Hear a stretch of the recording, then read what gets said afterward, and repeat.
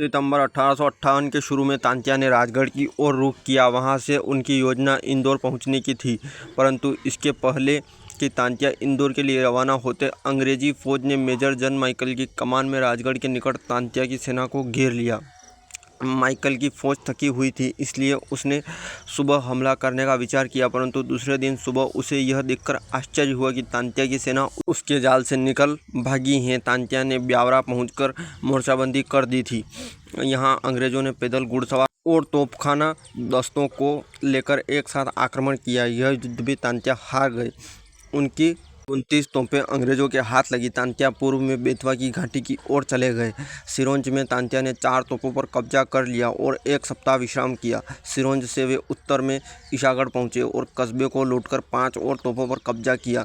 ईशागढ़ से तांत्या की सेना 2 भागों में बट गई। एक टुकड़ी राव साहब की कमान में ललितपुर चली गई और दूसरी तांत्या की कमान में चंदेरी। तांत्या का विश्वास था कि चंदेरी में सिंधिया की सेना उनके साथ हो जाएगी, परंतु ऐसा नहीं हुआ। इसलिए वे 20 मील दक्षिण में मगावली चले गए। वहां माइकल ने उनका पीछा किया और 10 अक्टूबर को उनको पराजित किया। अब तांत्या ने बेतवा पार की और ललितपुर चले गए, जहां राव साहेब भी मौजूद थे। अब दोनों का इरादा बेतवा के पार जाने का था, परंतु नदी के दूसरे तट पर अंग्रेज सेना रास्ता रोके खड़ी थी। चारों ओर घिरा देखकर तांत्या ने नर्मदा पार करने का विचार किया। इस मंसूबे को पूरा करने के लिए वे सागर जिले में खुरई पहुंचे, जहां माइकल ने उनकी सेना के पिछले दस्ते को परास्त कर दिया। इसलिए तांत्या ने होशंगाबाद और नरसिंहपुर के बीच फतेहपुर के निकट सरैया घाट पर नर्मदा पार की। तांत्या ने अक्टूबर 1858 के अंत में करीब 2500 सैनिकों के साथ नर्मदा पार की थी। नर्मदा पार करने के बहुत पहले ही तांत्या के पहुंचने का संकेत मिल चुका था।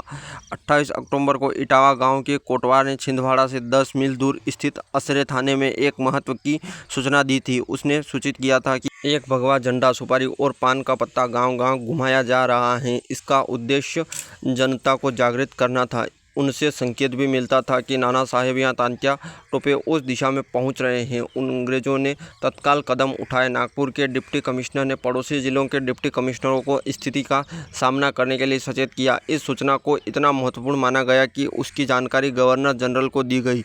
नर्मदा पार करके और उसकी दक्षिणी क्षेत्र में प्रवेश करके तांत्या ने अंग्रेजों के दिलों में दहशत पैदा कर दी थी। तांत्या इसी मौके की तलाश में थे और अंग्रेज भी उनकी इसी योजना को विफल करने के लिए समूचे केंद्रीय भारत में मोर्चाबंदी किए थे। इस परिप्रेक्ष्य में तांत्या टोपे की सफलता को निश्चय ही आश्चर्यजनक माना जाएगा। नागपुर क्षेत्र में तांत्या के पहुंचने से बम्बई प्रांत का गवर्नर एल्फिंस्टन घबरा गया। मद्रास प्रांत में भी घबराहट फैली। तांत्या अपनी सेना के साथ पंचमढ़ी की दुर्गम पहाड़ियों को पार करते हुए छिंदवाड़ा के 26 मील उत्तर पश्चिम में जमई गांव में पहुंच गए। वहां के थाने में 27 सिपाही मारे गए। फिर तांत्या बोरदेह होते हुए 7 नवंबर को मुल्ताई पहुंचे। दोनों बैतूल जिले में हैं। मुल्ताई में तांत्या ने एक दिन विश्राम किया। उन्होंने ताप्ती नदी में स्नान किया और ब्राह्मणों को एक एक अशर्फी दान की। बाद में अंग्रेजों ने ये अशर्फियां जब्त कर ली। मुल्ताई के देशमुख और देशपांडे परिवारों के प्रमुख और अनेक ग्रामीण उसकी सेना में शामिल हो गए, परंतु तांत्या को जहाँ जन समर्थन प्राप्त करने में वह सफलता नहीं मिली जिससे